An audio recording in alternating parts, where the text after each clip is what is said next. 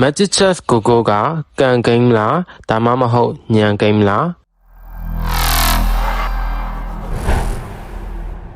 အားလုံးပဲမင်္ဂလာပါ Gemini Magic Chess ကိုကိုမှပြန်လည်ကြိုဆိုလိုက်ပါတယ်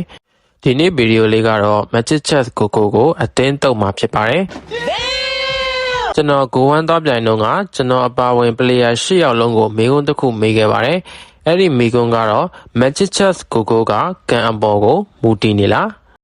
player အကုန်လုံးက yes လို့ဖြေခဲ့ကြပြီးတော့တချို့ player ဆိုရင်ကန်က100ရာခိုင်နှုန်းလောက်ဖြေခဲ့ကြပါတယ်ဆိုတော့ Magic Chess ကိုကကန်အပေါ်ကိုတကယ်ပဲမိခိုနေရလားဘယ်လောက်ထိမိခိုနေရလဲဆိုတာကိုသုံးသပ်ကြည့်ပါမယ် Magic Chess ကိုဂိမ်းတစ်ပွဲနိုင်မှုဆိုရင်ကန်တရားအပြင်ကိုတခြားအကြောင်းအရာတွေအများကြီးလိုပါသေးတယ်အဲ့အတွက်ကြောင့် Magic Chess ကိုက100ရာခိုင်နှုန်းကန်တရားလို့တော့ပြောလို့မရပါဘူးဂိမ်းတစ်ပွဲကိုဘာတွေကပြောင်းလဲစေလဲဘယ်အချက်တွေကနိုင်စေလဲဆိုတာကိုကျွန်တော် Facebook မှာ post လေးတစ်ခုရေးထားပါတယ်ဒါပေမဲ့ဒီနေ့ဗီဒီယိုလေးကတော့အဲ့ဒီအကြောင်းတွေကိုပြောမှာမဟုတ်ဘဲနဲ့ Magic Chess ကိုမှာကန်ကဘယ်လောက်ထိစိုးမိုးနေလဲဆိုတာကိုထောက်ပြသွားမှာဖြစ်ပါတယ်ဒီအကြောင်းကိုကျွန်တော်အပိုင်း၃ပိုင်းခွဲပြောပါမယ်ပထမဆုံးအပိုင်းကတော့ commander တွေအကြောင်းပါ Magic Chess ကိုမှာကန်ကိုမူတည်နေတဲ့ commander တွေအများကြီးရှိပါတယ်ပထမဆုံးအနေနဲ့ကတော့ Bella commander ပါသူ့ရဲ့ power card ကတခြား power card ကို random ရရှိမှာဖြစ်ပါတယ်ကိုကကန်ဆန်းလို့ Lancelot power card တွေပပွန်ကူပါ power card တွေရသွားရင်တော့ပွဲတာသွားနိုင်ပေမဲ့ Lilia power card တို့ Johnson power card တွေရသွားမယ်ဆိုရင်တော့ပွဲကတော်တော်လေးကိုနှိမ်သွားနိုင်ပါတယ်နောက်ထပ် commander ကတော့ Aura commander ပါ Magic Crystal တွေ EXP တွေ Gold တွေ Hero တွေရမယ့်အစားကိုက item တွေပဲရနိုင်မယ်ဆိုရင်တော့တိုင်ပတ်တော့မှာပါ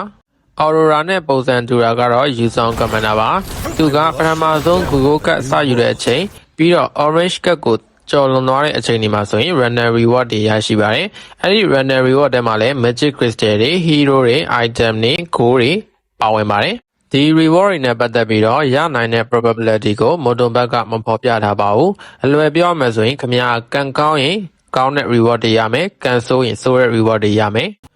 မမရရဂိုးဝမ်းနောက်ဆုံးပွဲမှာ Webby Bro က Yuzong Commander ကိုထုတ်သွင်းခဲ့ပါတယ်ပွဲပြီးတဲ့အခါဘာ reward တွေရလဲမေးကြည့်တော့ Yuzong reward ထဲမှာအစိုးဆုံးဖြစ်တဲ့စိုင်းနယ်ကြီးဆိုင်ရာ hero 3 ကောင်ရခဲ့တာပါပိုဆိုးတာကအဲ့ဒီ3ကောင်ထဲမှာတချက်တန် hero 2 ကောင်တော့ပါဝင်နေပါတယ်ဂိုးဝမ်းလို့အတော်ဆုံးနေစောတဲ့ပြန်ပွဲမှာတော့ကန်တရားကမျက်နှာသာမပေးရင်ခံရတာပါပဲဒီလိုမျိုးကန်ကိုမူတည်နေတဲ့ commander တွေအများကြီးရှိသေးပေမဲ့ဗီဒီယိုရှင်းမှာဆိုလို့ကျွန်တော်မထောက်ပြတော့ဘူးတခုခံပြင်းစရာကောင်းတာကအခုနောက်ပိုင်းမှာထွက်ရှိလာတဲ့ Kalia commander အလူက commander တွေကလုံးဝကိုကန် commander ကြီးဖြစ်နေတာပါပဲKalia commander ဆိုရင်ပွဲစကလေးကအန်စာတုံးစခောက်ခိုင်းနေပြီကိုရတဲ့ point ပေါ်မူတည်ပြီးတော့ reward တွေရမယ်ဂျားထဲမှာလည်းအန်စာတုံးတွေစတိုက်ထက်ခောက်ရတယ်ကိုကကန်ကောင်းရင်ကောင်းတယ်လို့ reward တွေစောစောရမယ်ကန်ဆိုးရင်တော့ reward တွေကိုနောက်ကျပြီးမှရမယ်အဲ့လိုပုံစံမျိုးဖြစ်နေရပါအခုအလူက commander ကလည်းအဲ့လိုပုံစံမျိုးပါပဲသူ့ရဲ့ reward တွေက random ရရှိတဲ့အပြင်မှာပါလာတဲ့ reward ကအစမတူပါဘူးကလုံးနှလုံးပါတာမျိုးဒါမှမဟုတ် fashion magic crystal နှလုံးပါတာမျိုးဆိုရင်တော့တန်းနေပါတယ် try လို့ရတဲ့အတွက်ကြောင့်ကန်ကောင်းပါတယ်ဒါပေမဲ့တစ်ခါတလေမှာ raw magic crystal တွေကလုံးတစ်လုံးရဲ့ပြီးရင်ဒီဘက်မှာ crystal တွေရဲ့အဲ့လိုခွပြီးပေးတဲ့အခါမျိုးဆိုရင်တော့အရန်ကိုတိုင်ပတ်တတ်ပါတယ်ဒီနေရာမှာပြောချင်တာကကိုက rising final လိုမျိုးအရေးကြီးတဲ့ပြိုင်ပွဲတွေကိုစောရမယ်ဆိုရင်ဒီလိုကန်ပေါ်ကိုမူတည်နေတဲ့ commander မျိုးကိုအသားစောလို့မရပါဘူးဒုတိယအချက်ကတော့ Google ကတ်တွေရဲ့မညီမျှမှုသူများတွေက trust fund တွေ rising festive တွေလိုမျိုးကတ်တွေရနေတဲ့အချိန်မှာကိုကဒီလိုမျိုးပောက်ကရကတ်တွေပဲရနေမယ်ဆိုရင်တော့တေးကြပါတယ်ခင်ဗျာဂိမ်းမှာပြတ်ချင်သွားပါလိမ့်မယ်အခုနောက်ပိုင်းမှာမိုတွန်ကအရန်ကျန်းတဲ့ Google ကတ်တွေကို net fly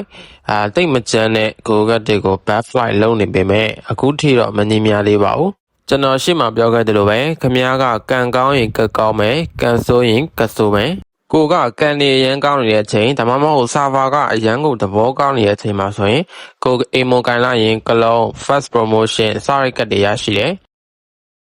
ကန်ဆိုးနေပြီဆိုရင်တော့ကိုက purple ကတ်မကြိုက်လို့ Yuzong commander နဲ့ orange ကတ်ပြောင်းဆော့မယ်ဆိုရင်တော့ပုံထဲကလိုကတ်တွေပဲရနေဦးမှာပါဟုတ်ပြီကိုကကမ်လိုတဲ့ commander ကိုရွေးချယ်ထားပြီကိုကတ်တွေကလည်းမချင်းဘူးဆိုရင်တော့မှနံပါတ်3အချက် hero drop rate ကခမားကိုချင်းနိုင်ပါသေးတယ်သူများတွေက level 7မှာ5ချက်တန်နေအတိအကျရနေတဲ့အချိန်ကိုက level 8 level 9မှာတော့မှပဲ5ချက်တန်နေမရသေးတဲ့အခါမျိုးကြုံမှုကြမှာပါ မမဲရကျွန်တော်မနေ့တုန်းကဂိမ်းဆော့တဲ့တပွဲမှာကကူရာကွန်မန်ဒါပလေယာက level 7မာတင်ကို9ချက်တန်ဘာတန်ကြီးရသွားတယ်။တပွဲလုံးမိတောင်ဆော့ပြီးတော့နံပါတ်1ရသွားခဲ့တယ်။ Hero Drop Break ကကွန်မန်ဒါတစ်ကောင်ကိုအများကြီးဆွဲခေါ်သွားနိုင်တယ်လို့အများကြီးလည်းဆွဲချသွားနိုင်ပါတယ်။ဥပမာ Emo Commander Level 3မှာတစ်ချက်တန်နေရှာနေတဲ့အချိန်တစ်ချက်တန်နေမပေးဘူးဆိုရင်တော့ Emo Commander ကအားလီခိတ်မာတွေကတိုင်ပတ်သွားပါလိမ့်မယ်။